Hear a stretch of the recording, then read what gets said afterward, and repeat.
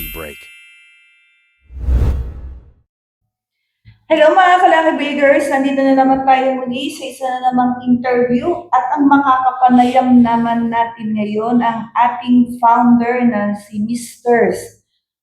Perry Mariano. So, Sir Perry, ang dami nagtatanong, ano ba ang Lucky Break? Ang lucky break is a form ng billiard na dinesign para tumagal at saka makatulong sa player at the same time makakuha ng mga kumita siyempre. Dapat maging profitable para matuloy-tuloy. Pero ang purpose talaga ng lucky break, entertainment at the same time helping the players kung sino yung up and coming kasi ang Pilipinas naman sikat sa bilyar eh. So itong Lucky Break, Sir Perry, gaano mo siya katagal linano o kailan mo siya nasimulang isipin na ituloy itong Lucky Break? 30 years, more than 30 years ago. More than 30 years mo pinag-aralan ang magiging takbo nitong Lucky Break. So, I believe ikaw din ang founder ng Bagsy. So, may kinalaman ba tong Bagsy na to dito sa Lucky Break? Oo, kasi ang Bagsy nung araw is nagtitrain lang ng players. Maraming na-train yan. Pero sino-sino yung mga players na yun na talagang hinulma mo bilang player? Ang dami nun. Siguro nasa 30 mahigit eh. Siyempre nandiyan si Herculio, Viado, Bumbit, Raga, Ignacio, Alcano, Gaga Gabica, Malayan, almost all na makikita mo ngayon na nananalo is galing Bagsy.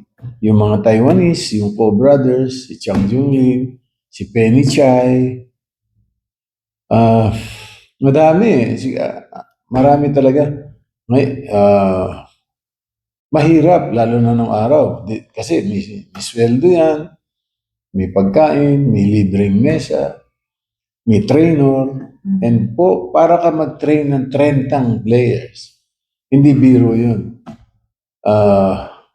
Dahil lang sila gumaling because of yung support. Kung walang support, taon ha, hindi to tinrain na isang taon, isang buwan, hindi ha, taon. Si Paraon. Marami. So, ano naman yung purpose, bakit mo naisipang itayo ang Bagsy? Bukod sa pag-training, syempre, ng player. So, bukod doon, ano pa? Actually, di ko naman purpose talaga magtayo ng Bagsy. Yung dalawang player ko, si Gabica, tsaka si Dennis Orcullo, nagtataka ako. Sabi ko, bakit hindi kayo naglalaro sa abroad? Nandun yung mga magagaling natin, si Efren, Django, Boy Luwat, etc. Sabi nila, boss, sabi nila, wala kami karapatan maglaro ron. Bakit daw? Hindi ko rin alam. Sabi nila, yun daw abroad para lang doon sa grupong yun. Sabi ko, hindi ata tama yun. Kasi during that time, kailangan mo ng imbitasyon eh, lalo na sa US Open, yung mga World Pool. Kukunti lang ang tournament eh. That time. Kailangan mo ng invitation, at the same time, mag-apply ka ng visa. Sabi ko, pwede naman So we tried. Unang-unang pinadala dyan, si Gabica, si Dennis. True enough, denied. Thrice. Wow. Denied. Kasi hirap sila eh. Hindi sila makapagsalita ng tama. Si Gabica nga, tinanong sino sponsor niya. Sabi niya, Thunderdome. Dancing daw. Okay. So, na-deny. So, nung ika-third time, meron akong kaibigan na yung anak ng dating immigration commissioner, si Indencia, yung anak nun, kaibigan ko, si Boy. Accidentally, naging US Treasury agent siya. Mataas ang posisyon. Hindi ko alam paano niya nagawa yan, pero naging US citizen siya, US Secret Service. Wow. May nagsabi sa akin, so tinawagan ko si Boy, nag-meeting kami. And that was the way na nakalusot lahat yan. Gandhi Valley, lahat, halos lahat yan. Pinadala ko sa Amerika through him. Patay na siya ngayon. Pero it was him who helped the players. Ngayon, sa training naman namin, meron akong best friend na player ng basketball na nagtrabaho sa Gatorade. And 6 o 5 o 4 lang silang pinadala sa Gatorade na sports clinic. So, sabi niya sa akin, ano bang ginagawa mo? Sabi ko, na-train ko itong Bagsi. Nakialam siya. Siya ang nag-hold ng seminar sa lahat ng Bagsi. Okay. Dahil kung magtataka ka, bakit hanggang ngayon nangingibaw ang Bagsi? Because of those things. Tapos ako naman, gumawa ako ng plan sa program. Ang tumulong sa akin dyan, si Arpelieda at saka si Gaga Gabiga. Dinivelop ko lang, iniba ko lang. Medyo nilagyan ko ng twist. Tapos, since matitigas ang ulo ng mga player, lalo na kagaya niya sila De Luna, matitigas ulo niyan. Okay. Kumuha ako ng mga pulis ko na mahihigpit. So, napuwersa silang mag-train. Kasi pag pinabayaan mo lang Pulis ang mga ginawa mong trainer dito sa mga mga pulis, mga Okay. tiga CIDG, ginawa kong trainer. Wow, okay. So, hindi sila pwedeng malate, hindi sila pwedeng magbiro, at saka may score. So, na-maintain namin yun for a long time. Hanggang ngayon, alam ko si Carlo ginagamit yung program na yun. Marami dyan gumagamit pa rin nun. Hanggang yun, ang isang naming sinasandalan nun was yung tournament ng IPT. Kasi ang laki ng premyo eh. Mag-top 32 ka lang, bawi ka na, nagsara. Yun yung sinalihan ni Efren na halos hindi siya nabayaran ng $500,000. Wow. So, in short, nawala yun. Nung nawala yun, wala na kami sasalihan, di ba? Useless na mag-maintain pa ng ganon. Pero yun nga, nag-train pa rin sila na nag-train. Hanggang dumating yung time, namatay ang billiards because of politics. Nagkaroon ng politika yan eh. Mga anong year yan namatay ang bilyar?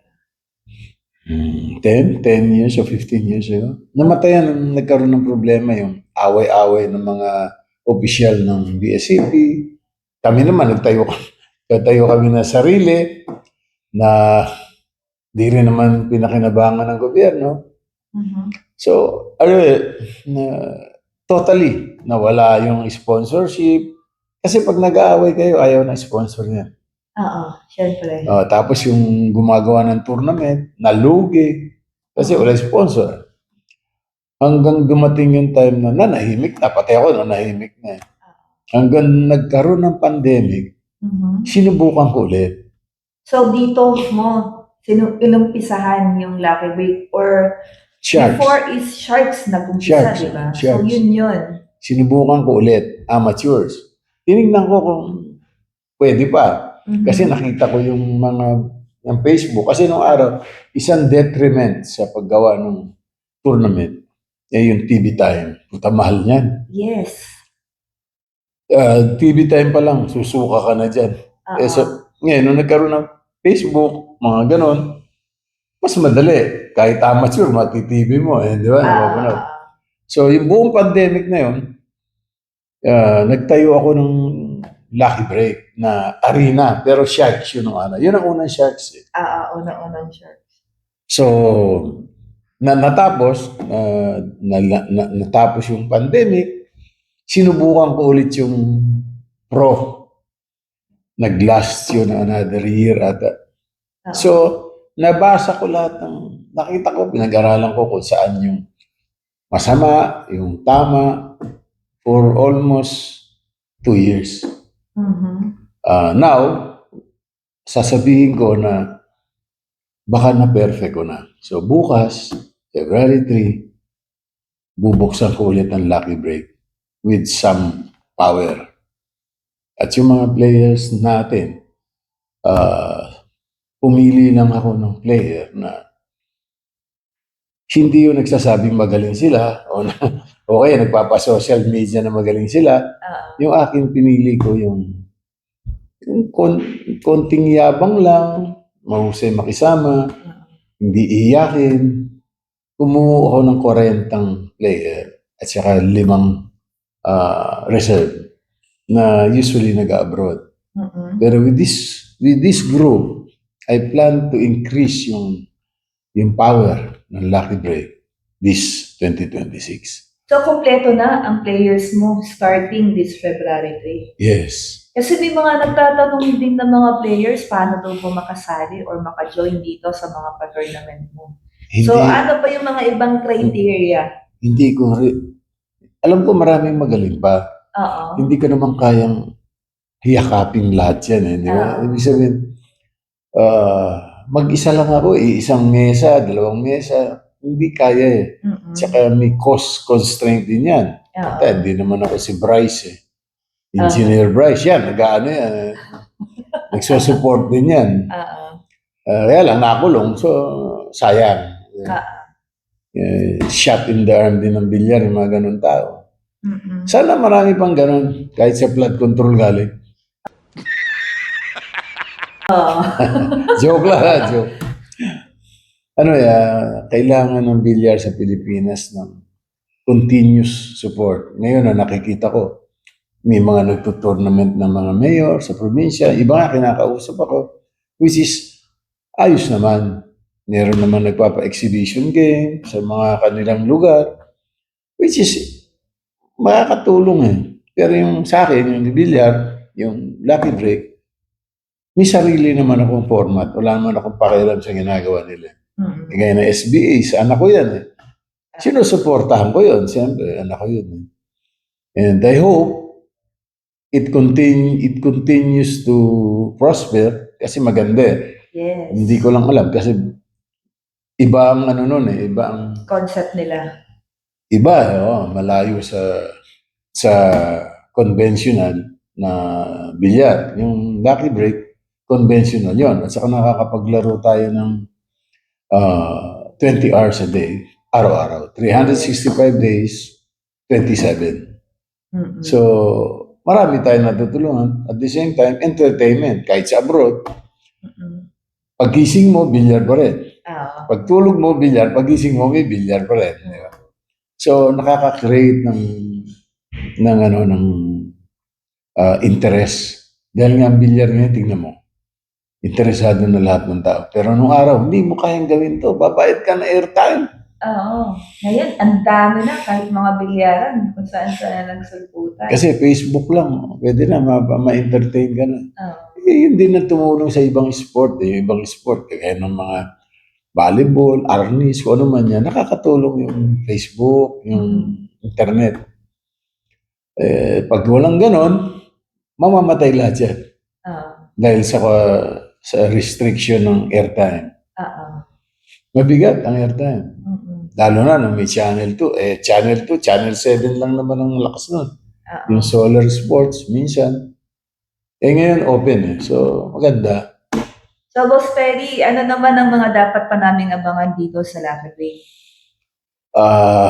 Meron tayong twice a month na 16 man.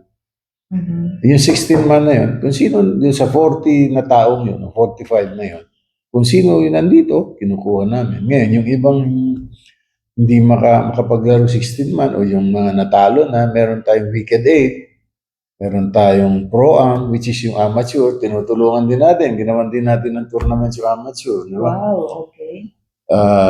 Kasi nakakatulong din yun. Yung amateur is, actually, yung amateur ang ano eh, ang seed ng bilyar. Kasi kung wala yung mga amateur na yan, hindi rin sisikat ang bilyar eh. Sila yung naglalaro ng kahit tama bola, o kaya hindi naman umaangat ng tira, minsan kalbo na, kaya naglalaro pa rin, nakakaano yan eh, nakakabuhay ng sport. Parang basketball din yan, parang lahat. Pag may amateur, ibig sabihin, may interesado.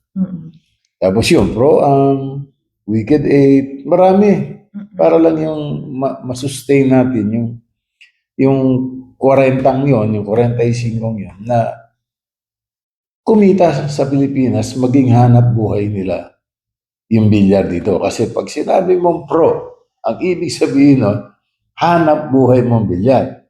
Paano ka magiging pro kung wala kang hanap buhay na bilyar? Di ba? Kung lalaro ka lang once a month ng exhibition, matatalo ka ba? Mag-abroad ka. Yung abroad, okay din yun. Kasi maganda naman ang premyo.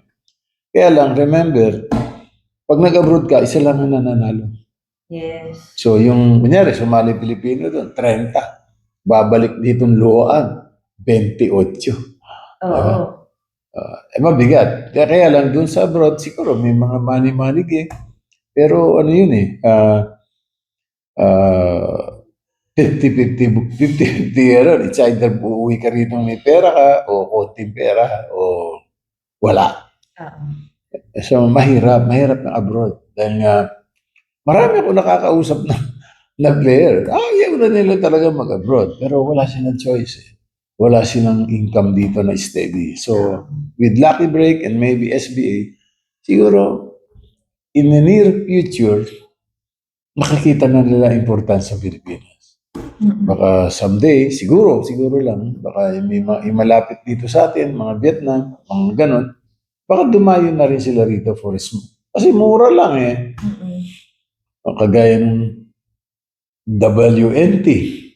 Nakita mo ba yung WNT? Dito na nagpapalaro yun. Oo nga, dito na nga. Kakabitan ka lang nila ng pangalan, wala namang ginagastos yun.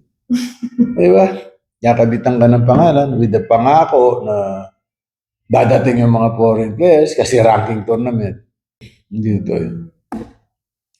May purpose yun. Hindi ko na lang sasabihin ko ano. Basta't may purpose yun. Bakit sila mahilig maglagay ng ganun? May sponsor yan sa abroad. Pero dito sa atin, alam mo naman Pilipino, minsan colonial, Putak, sinabi mo tournament abroad to. Actually, ang pinaka-sikat na players, Filipino. Without the Filipinos joining that tournament, wala yan. Kaput yan. Wala Yung name nila, pag narinig na, ranking. Kahit 10 beses ka nag-champion niya, bayad ka trip Yes. Bakit ano yung champion? Para sa yung WPA, nag-aaway nga sila, di ba? Dahil sa, siguro sa entry fee o whatever, sa porsyento. Hindi naman tayo Olympic sport. Ano lang tayo talo pa tayo ng volleyball Ano lang tayo is, wala, sport lang. Tapos may WPA. Pag sinabi mo WPA, dapat pasok tayo sa Olympics. Wala entry fee, may taxes, pumunta ka sa abroad, ito totoo. Pag pumunta ka sa abroad, ang premyo, 2 million. Hindi ako nagbibiro Kasi nag-manage ako ng player for a long time. Pag nagpadala ka sa abroad at ang premyo, 2 million. Pesos. Kunyari, 2 million pesos. Kunyari sa America o whatever. Pag tinanggal mo lahat ng gastos, saka may manager ka. Siyempre may manager ka, mahal Yes. Okay. Swerte ka makapag-uwi ng 400,000 to 300,000 as a player. Per player. Pero player. Swerte ka na noon. Ngayon, lalo na ngayon. Ang mga manager, hindi katulad noong araw, ng panahon namin nila Jonathan C. Si Jonathan C, ano yan billiard boy din yan Kaya lang, ewan ko, umalis Noong araw, ang laro, pag naglaro sa abroad, pag may sweldo ka sa akin, 60-40 tayo. 60 ka, 40 ako. Tanggal gastos. Ako nagte-train sa'yo, ako nagsusweldo sa'yo, ako nagbumubuhay sa'yo dito sa Pilipinas. Pag wala ka naman sweldo sa akin, training ka lang, 30-70. Wow. Yun ang laban. Nung araw, madaling manalo, di ba? Kaya kagaya nga, tinan mo sila Carlo pa rin nanalo. Maganda ng konti, pero hindi ka naman yayaman dyan. Pang ano mo lang yan, pang bisyo-bisyo. Manager, hindi ka yayaman dyan. Yung iba siguro, addict lang sa bilyar o natutuwa sa player o kaya gusto sumikat. Pero definitely, being a manager ng bilyar, it will not bring you somewhere nice. Diyan ka lang. Ang bilyarista naman, Recurso lang yun eh. Pag meron sa abroad, sama sila. Pag natalo, uwi. Back to normal. Money game sa kalye, sa gilid. And I hope mag-iba ang billiard in a few years. Kasi matanda na rin ako yun, di ba? Gusto kong makita na yung mga player ko, na natulungan ko na na ayos yung buhay nila. Hindi yung actually medyo umangat na nga ngayon. Dati puta pag tumawag ka ng player, naka-jeep yan eh. Oo. Ngayon at least nakikita ko nagkakakotse na sila. Kakaroon sila ng magandang buhay, pati damit nila. Nung araw papangit ang damit niyan. Yeah, si De Luna, unang sali namin ng tournament sa Robinson, walang sapatos yan. Si Jeff, De Luna. Wala. Binili ko yun doon sa Robinson, sa Galleria. Sapatos, ha? Wala. Alcano. Sabi ko, kumain ka na ba? Ang sagot sa akin na Alcano, boss, hindi. Walang pambili. Pagkatapos na nanonood ng laro, doon lang siya kakain. Bakit daw? Pera.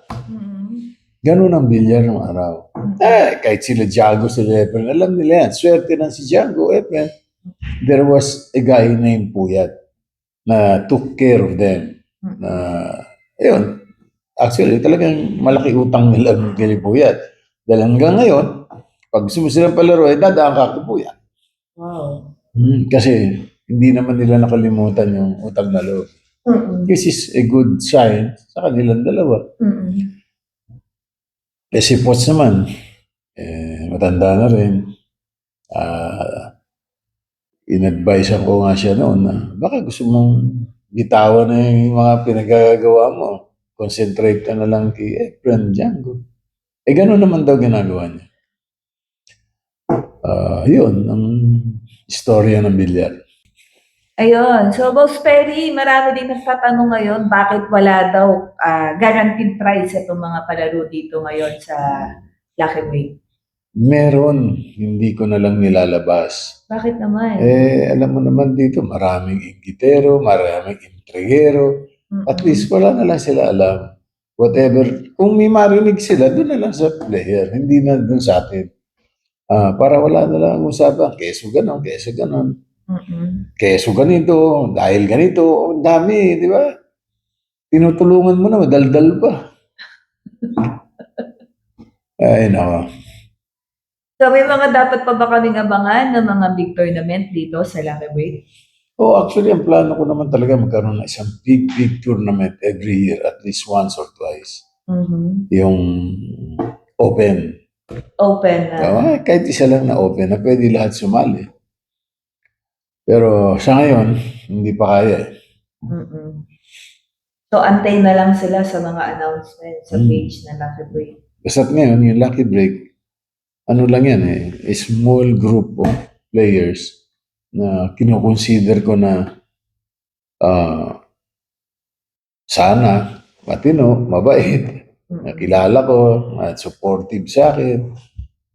Yun lang muna, sila muna. Kasi kung sikat ka, hindi ka naman nagsusupport sa akin ever since. Sikat ka. Wala man akong pakialam sa sikat mo eh. Yung sikat mo, hindi ka naman nanalo araw-araw eh. Kinatalo ka rin ito eh. So akin, yung sa akin, nagsusupport na pag sinabi kong gano'n, at least they give time. Tsaka kahit pa paano, nagko-contact sila. Pag wala, out na ako yan. Bahala na sila sa buhay nila. Okay.